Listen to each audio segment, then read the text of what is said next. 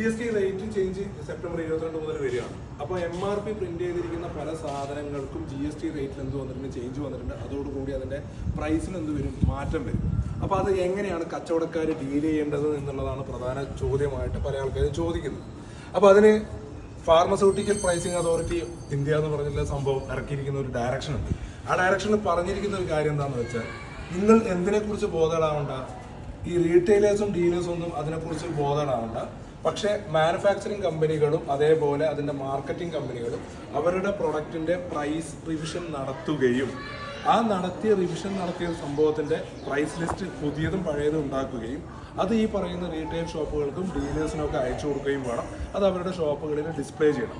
എന്ന് വെച്ചാൽ ഈ പ്രൊഡക്റ്റിൻ്റെ മുകളിൽ ഓൾറെഡി പ്രിന്റ് ചെയ്തിരിക്കുന്ന MRP റിവൈസ് ചെയ്യുകയോ റീലേബൽ ചെയ്യുകയോ ചെയ്യേണ്ടതിൻ്റെ ആവശ്യകത ഇല്ല.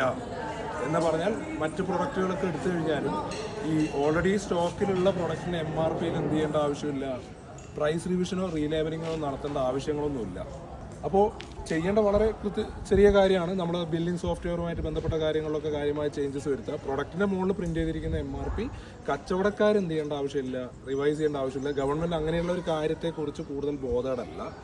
പിന്നെ കസ്റ്റമർ വാങ്ങാൻ പോകുന്ന സമയത്ത് ഓൾറെഡി സെപ്റ്റംബർ 22 മുമ്പുള്ള പ്രൈസും അതിനുശേഷമുള്ള പ്രൈസിലും ചേഞ്ച് വന്നിട്ടുണ്ടോ എന്നുള്ളത് വാങ്ങുന്ന കസ്റ്റമറാണ് സൂക്ഷിക്കേണ്ടത്.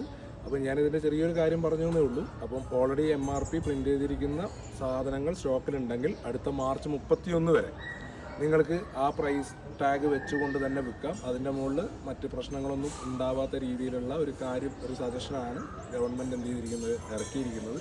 അപ്പോൾ വാങ്ങുന്ന കസ്റ്റമർ സൂക്ഷിക്കുക, വിൽക്കുന്ന ചെറുകിട കച്ചവടക്കാർ അതിനെക്കുറിച്ച് ബോധർ ചെയ്യാതിരിക്കുക എന്നുള്ളതാണ് എനിക്ക് പറയാനുള്ളത്.